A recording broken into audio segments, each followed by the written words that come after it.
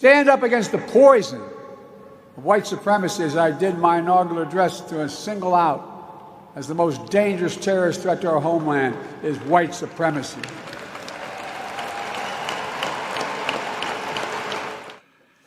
Have you ever heard a United States president give a commencement speech and say, white supremacy is the most dangerous terrorist threat to our homeland? I, for one, have never heard it, and I didn't think I would ever hear it. But then again, this is Joe Biden. The Joe Biden who has failed the United States of America at every step of the way. Every single thing that he's done has failed. In my opinion, he's done nothing but flush our country down the toilet and make it the laughingstock of the entire world. But he goes to Howard University, a predominantly black college, and tells the graduating class that white supremacy is the most dangerous terrorist threat to our homeland. He's doing it because he knows he's in trouble. He's doing it because he needs votes. He has nothing else. His border policies failed. His climate policies are failing. Every single thing they do, they fail. Joe Biden and Kamala Harris have done zero for democracy and have done everything to support the alphabet people and minorities every step of the way.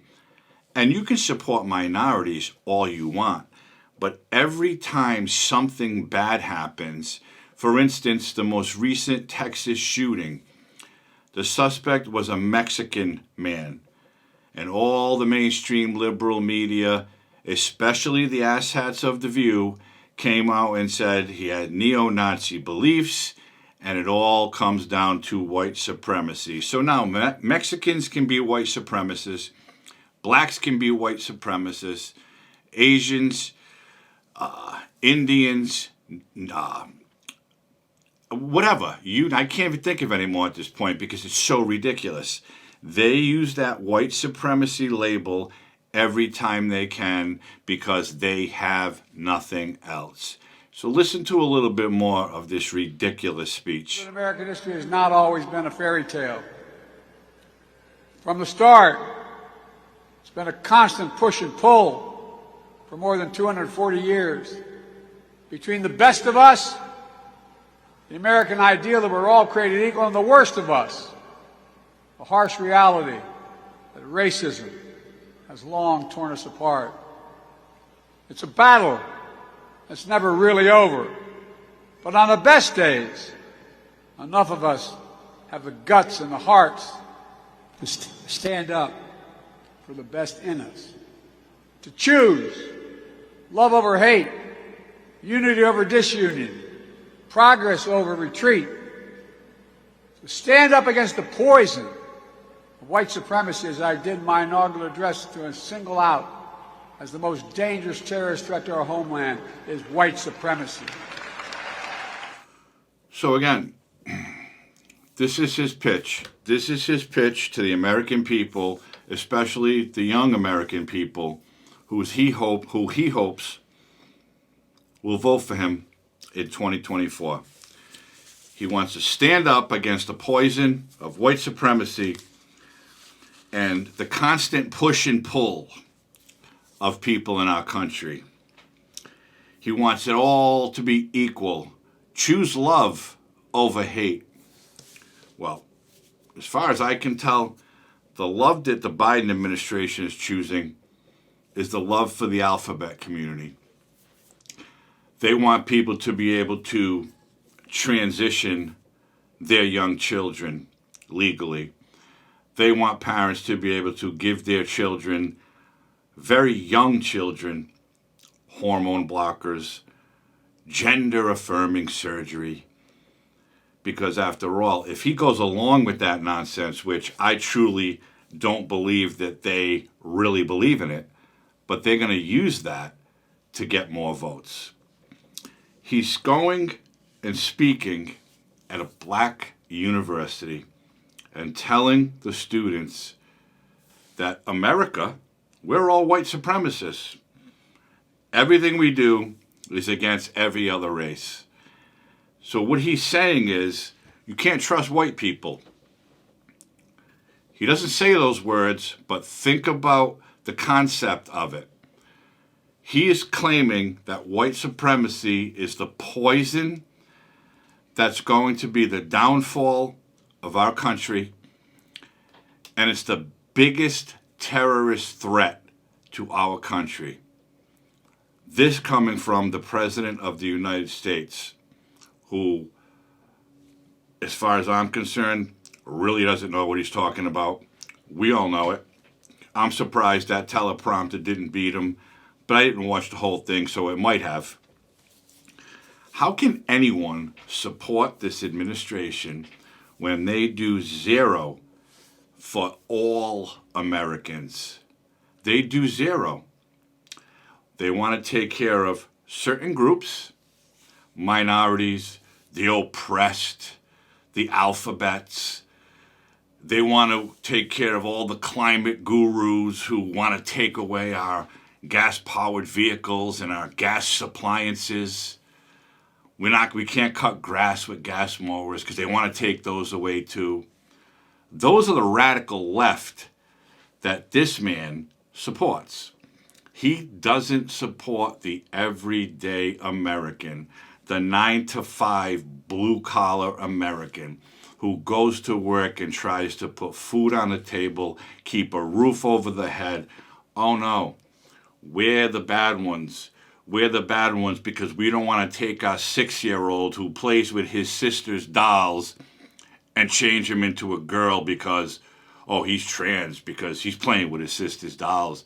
No, we're the bad ones because we know it's just a kid playing with his sister's dolls. Every single white person, according to Joe Biden, is a white supremacist. Read between the lines. How do you go to a black college and give a speech like that? And the Democrats talk about they're the party of unity. They're the party of love and happiness. They want to bring everybody together. All that speech did was divide people more.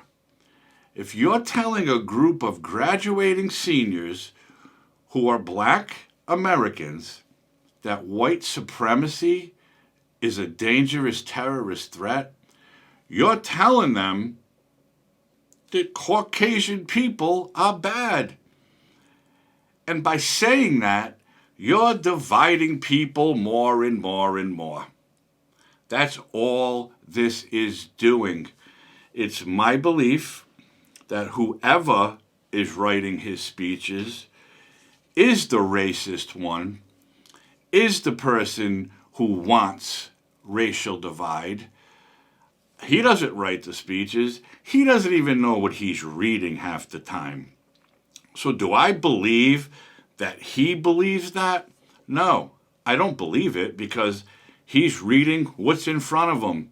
He don't know what he's doing minute by minute during the day. We all know that Joe Biden should not be the president again in 2024.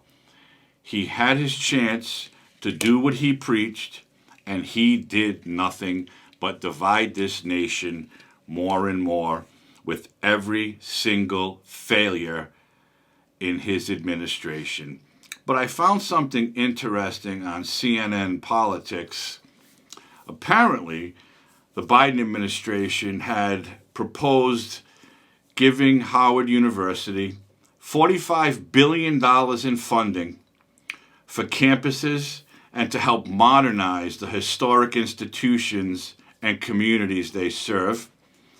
So far in his tenure, the president has distributed nearly $6 billion worth of investments through the Department of Education. Where exactly did that $6 billion go, and what universities were lucky enough to get some of those funds? I don't know of any. Quite frankly, I've never heard of any institutions getting money from the federal government. And again, this is coming from CNN Politics. I don't know what to do. I don't know what to say anymore other than this administration is pushing the race card as far as they can, and they're going to continue to do that from now right up until the 2024 presidential election. So if you choose to believe that Joe Biden is the almighty savior of the United States of America and he wants to bring everyone together, I have to respectfully disagree with you, because as far as I can see, since this man took the oath of office, he has done zero for the everyday American. The only thing that I've seen is prices go up, inflation through the roof, me paying more for everyday services and goods, and everyone else I know. We see that he supports the Hollywood woke. He invites them to ceremonies at the White House. Karine Jean-Pierre has them at press briefings for whatever reason. These people don't care about the American people. They care about specific groups, okay? The alphabet community, the minority community, and the rest of us, we have to fend for ourselves. Because after all, you heard him say it, and I'll repeat it one more time. White supremacy is the most dangerous terrorist threat to our homeland. Those are the words of the President of the United States.